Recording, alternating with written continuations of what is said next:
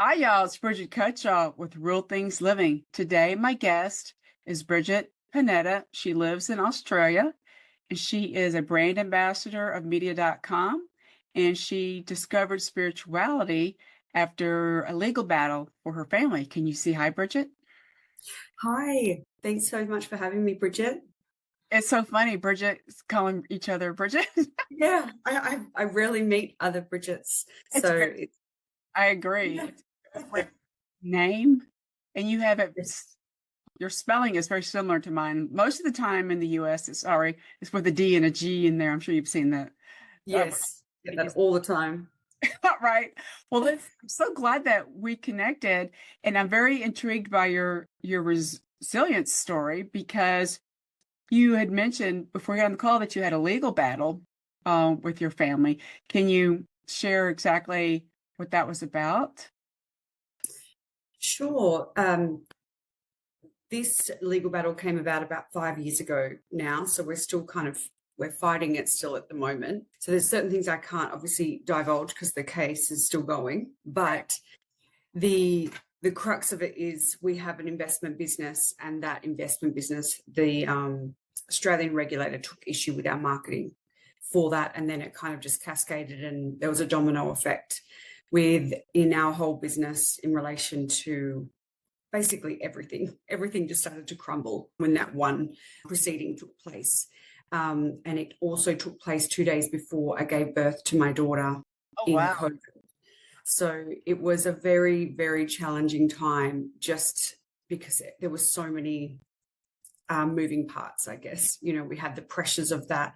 My body went into a state of shock. So my birthing experience was quite traumatic for me. And then, yeah, that just kind of trickled into my life, and everything just changed in that one moment. That safety that we'd created, that foundation we'd created, was completely, broken after that. And it really just made me have to go within and really work my way out of the kind of dark place that my mind had gone to after so much trauma and change and struggle, I guess, that I was seeing around me for consistent years. Um, and it really showed that the belief systems and the conditionings and the patterns and things that I was operating under all had to change. So I guess it allowed me to find that spirituality piece, because trust is all I had in the end, because we'd lost everything that we'd built. We lost our home. We moved Wow. consistently um, to try and work out where to live because of COVID. We didn't have any freedom or flexibility, so we had to just kind of make do with what we could. And yeah, I guess trust was the main thing that helped me, I guess, survive and continue to grow and heal throughout the journey. That definitely sounds very traumatic, and I think is it another example of how just using this phrase, COVID changed so many people's lives. I'm not saying COVID had anything to do with it, but it Yeah, did help your situation. Yeah. exactly. So COVID and motherhood. So motherhood is a, life-changing experience in its own. COVID completely destroyed lives as it was. And then we had in total 26 lawsuits over the last 5 years on top of that. So it was a Wow. lot.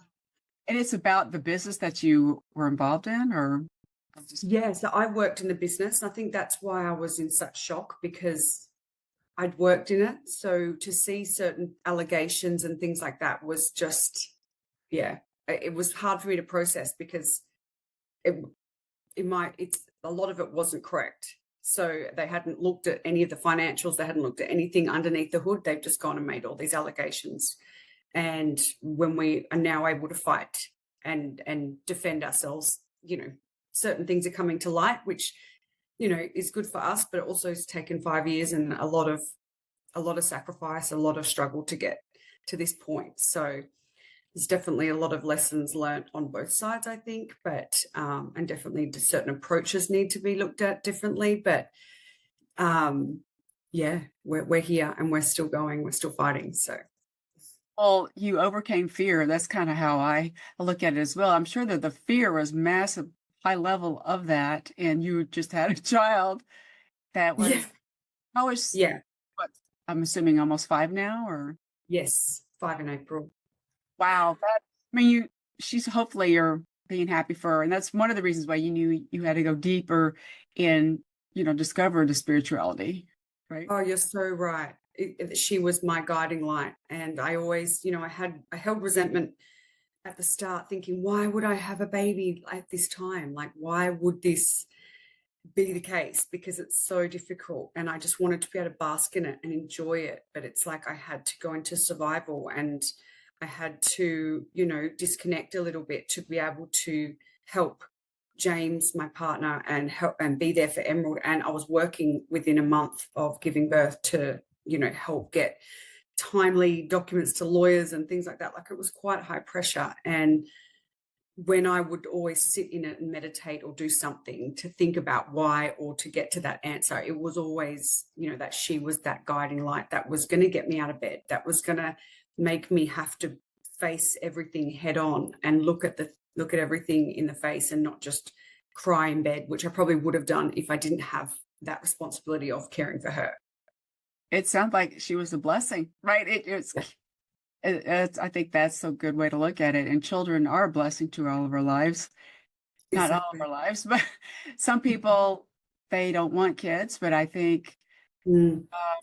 I don't know, I'm really happy after Yeah. having children. It is hard work, but Yeah, it is. but it But helps with work, it helps you focus, right? exactly. And it helps you, work out your priorities are and what's more important, And so when we started to lose everything, then I went on to the whole attachment piece, and I was looking at, what I was attaching my identity to, how I felt now that I'd lost, my career wasn't obviously going ahead because I thought I would go back into work straight away, but I didn't want to after this because there was too much chaos going on. There was just a lot happening. So it kind of changed that identity piece for me. And then, so my career was different. My life was different because I was now a mother. And so I just feel like it allowed me to work out what I really wanted to do and what my heart wanted to do, what made me feel, I guess, more aligned and more passionate, and not wanting to focus my time onto anything that was going to take time away from Emerald and I. So it So definitely helps you get that tunnel vision. you said you got back into work. So how did you get connected to this media.com as a brand? And what the purposes of that? Sure. So media.com, and my partner, he's founded that and created that, and he's building that currently. It's in beta stage at the moment. And basically, throughout our whole legal battle, we didn't have a voice through that whole time. We didn't really have a social presence because when we built the business, James comes from a marketing background, so he knows how to market a business. He hasn't gone to Instagram, he hasn't gone to Twitter, he didn't go to any of those forums. He would just use Google search, and so we didn't really build that status or that brand or that following. So when all of this happened, the media weren't writing about. They weren't interviewing us. They didn't want to hear from us. They didn't want to talk to us, but they were writing about us a lot, but we weren't able to actually have a say. And so what we realized, first we went to Twitter to try and be able to, just have our voice through that platform. And we had all of these keyboard warriors, fake accounts being created, parody accounts created. And it was just a bit of a messy space to be in. You just got ripped to shreds, or you had people creating fake accounts and writing against you. So it didn't really help either. So we thought, well, there's a gap in the market. There needs to be, a platform with verified accounts. So there's no keyboard warriors, get rid of all of the kind of, or keep the accountability in there. So people, if they want to say something, they put their face to it, put their name to it. So we've got that. And then there's a piece in the platform where you can create your own platform, but also respond to adverse media. So you can copy in the article, you can highlight the section that they've written that's defamatory, that's inaccurate, that's wrong, that is misleading, and you can actually provide supporting evidence to show why you believe that that's wrong. So, because once anything's on the internet, what we've learned is once it's there, it's not going away. And even if it's wrong, the journalists won't change it, because they believe it's right and they've got ego involved and they're not changing their work. So we thought we need to find a way for people to be able to recreate their digital footprint and be able to have their voice heard in a clean kind of space that there's no interference. It's all verified. And also you can just create your own content, your own videos, podcasts. So it's like a one-stop shop. So you've got a bit of every platform in one. That's really cool. As you're talking about checking, the facts and data, it made me think of Snopes. I think that's what it's called. You ever I heard don't of know what. Snopes? It's called Snopes.com. I think I'm saying it Okay. correct. You I'll can, have to look at it. yeah, you can check facts. Half the stuff that people are sharing is not real. Okay. And And it's made me think of that. I don't know how long Snopes has been around, but I've heard about it. So I am not active really. The only thing I'm active on is like LinkedIn and things like that. But just because and what's also concerning, that's why this media.com, like what you're doing is helpful, is this AI. yeah.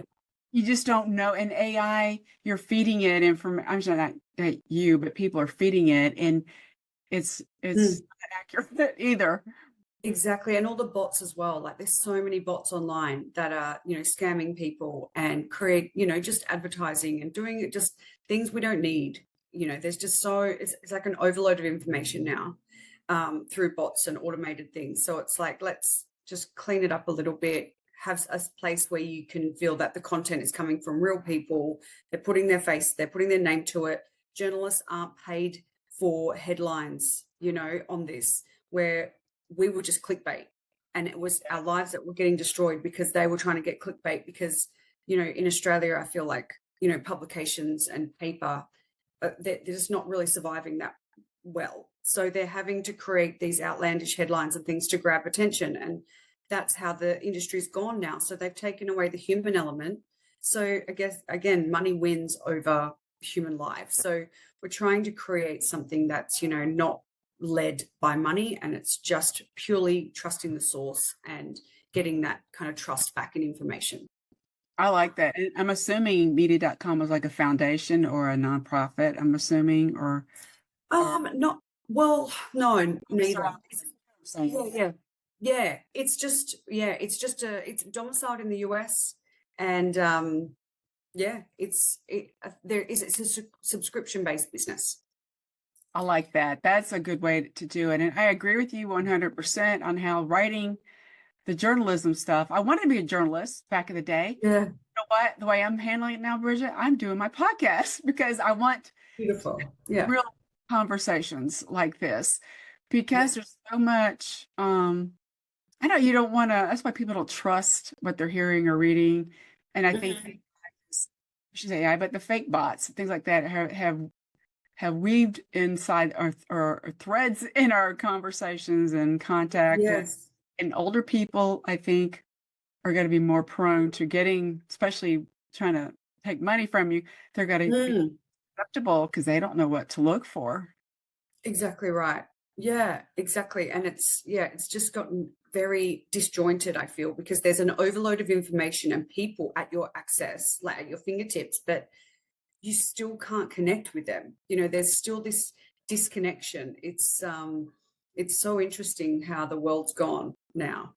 I felt quite alone and quite isolated throughout the COVID period, and then becoming a mother, and then having, this crazy experience that not many people can get their heads around, because it's quite a very complex business, I guess, challenge that we've had. And so just finding those people to be able to connect with has been so challenging, and I guess relate to as well. So that's why I love talking on podcasts, because I just feel like you can such a nice conversation with someone that has been through something similar to you, or like their own Right. adversity. And you just get that connection, that genuine connection, which is nice. Yeah, there's people hearing your story. There's probably other people out there have heard something similar, or they know someone has gone through that, so they can relate. And it's Yeah. it's creating that human connection rather than just a Mhm. digital connection. Even though I'm grateful to have Zoom, you and I are talking in two Exactly. different countries. However, it's really us here, and Mm-mm. Yeah. that's just so. interesting about, I like the idea of this media.com, and Yeah. we do need to point it out when things aren't correct. And I think that's why in our country, in the United States, why we had this such a divisive, politics is always divisive, but it seemed more divisive than ever. It's Mhm. because of all these, I should say fake things, but just if you have an opinion, great, but some of these opinions aren't real. Yeah, yeah, yeah, and that would be the bots as well. Like they would just be pushing narratives left, right, and center, and it's it's dividing everyone. It's Uh, really, yeah, I- it's dangerous. it is very dangerous, and Mm, there is, I believe, we just need to be more compassionate. Is that the right word? definitely, And definitely. empathy for what people are dealing with. I've Yes. always been a believer of that. Hmm. Hmm. I think it's based on my, we all have personal experiences that affect our perspective. And Exactly right. Yeah, mine's changed so much because I've had an issue with our, our regulator. So therefore my views change because of that experience. Whereas if I you, was just talking to someone who has no idea or has no, hasn't had a bad experience with them, completely different view. And so I'm not going to force my view onto anyone because it's right, my experience. And I'll always listen and be compassionate for other people. But yeah, it's so difficult because you've got people trying to push their narratives onto you and trying to force you to see the way they think, and it's you can drop little hints and things like that, or your views, but you don't need to go so hard on it. You right. just allow people to think and trust their own journey, and they'll work it out on the way. Right, and you wanna reflect on what you're hearing rather than reacting, and I'm one of those people, I don't care for people telling me what to do, but they could Mhm. say give me certain things, then I think about it, right? Exactly. And that's really what I think our younger generation needs to understand. They're not, Hmm. I don't know if they're being taught that. Uh, Hmm. Mm. communication, is that what you Well, consider I think communication? I think it's just a matter of people not critical, like doing their own critical thinking Yeah, and also being so disconnected from self. So, with all of this digital world and everyone's with their head stuck in a phone, I feel like, that's completely disconnecting head and heart. So, people aren't able to hear what their body or like their inner wisdom is telling them, I guess. When you can reconnect with that, which is what I learned along my journey, the only way I could actually you know how to take one step at a time, because I was like, I don't know what to do. Like, this life is so unfamiliar to me. I have no strategy, no structure, no hope for the future. We've just lost our home. But bringing it back to, I've got air in my lungs, like I'm okay. I've got love in my heart. I've got my daughter with me. I've got James fighting for our family. Like, I'm so lucky. But and then from there, I was able to be like, okay, what step do I take next? What do I do? Okay, meditate in the mornings, have a structure, have a strategy. And so I was able to build habits and take baby steps, which allowed me to then trust more and more and more. And so then when difficult questions do come to me, I felt I could trust what I thought, and I didn't have to go to social media. I didn't have to go right. somewhere to find the answer. I could ask myself because I'd built that trust in baby steps throughout a challenging time, I guess. I'm definitely on the same page with you. I don't believe in looking for quick Mm, solutions, answers, because you do have to think about it, and it's gonna stay with you long term if you do smaller steps, and it allows you to pivot if you need to a little bit, because exactly. the right word. Yes. Yeah. It's so important to be able to do that, because if you keep going because you've said, oh no, I need to do this, this is what I plan to achieve, you might not be on the right path, and then the universe will, higher circumstances will come in and say you're not on the right track, and they'll just demolish whatever you're doing and to try and get you back on track. Right, it's just a very interesting world we're living in, and I think, again, there's pros and cons to tech. I think we need to learn to use it more for the pro, the good, and Mm-hmm. just like this conversation we're having on Zoom, I would have never had this conversation with this Bridget if I didn't have this technology to Exactly. talk. over, through the internet's really what it is. And I think your example is really good that you realize you're pausing, you're reflecting. You're not, Mhm. you just want to be there for your daughter. You Mhm. want to Mhm. be a good role model as well, right? Yeah.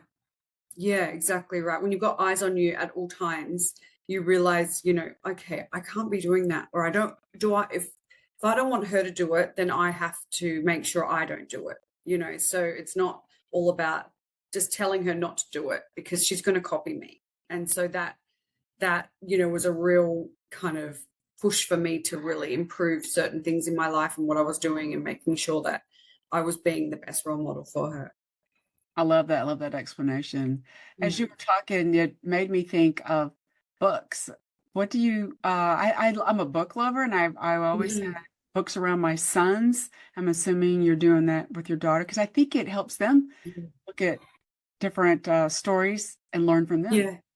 Yeah, she loves books. She loved, oh, especially at nighttime. At Mhm. nighttime, we always have to do our book before bed. So I definitely, yeah, love to read to her and just making sure that she gets that imagination going, which she definitely does. She loves all of her imagination play and things like that. She's just so creative. It's kids are just amazing how they think and where their mind Well, goes. they're It's just, so open. Their minds are yeah, open. yeah, exactly. We can learn from kids, even though we've been through on this earth for a long time, we can still learn from them and not, like you said, you still want to walk the talk for her as well, which is what you're doing. And Yes. this is just an amazing story. And I'm very interested, kind of got dropped back to this media.com. When is that going to be out there? Is it, you said it's beta right now? It's in beta phase at the moment. Yeah, so we're just getting more people signing up. So people can sign up now. So they can go to media.com and sign up to be able to receive updates on when they can actually create their profile. And then I think in the coming weeks, maybe next week, I think they aim to open the platform up in beta stage to whoever wants to create a profile so we can start, I guess, seeing how it goes. Because I've got a profile. You can go to Brigette Panetta on media.com now, and I've been sharing a bit of my story on there.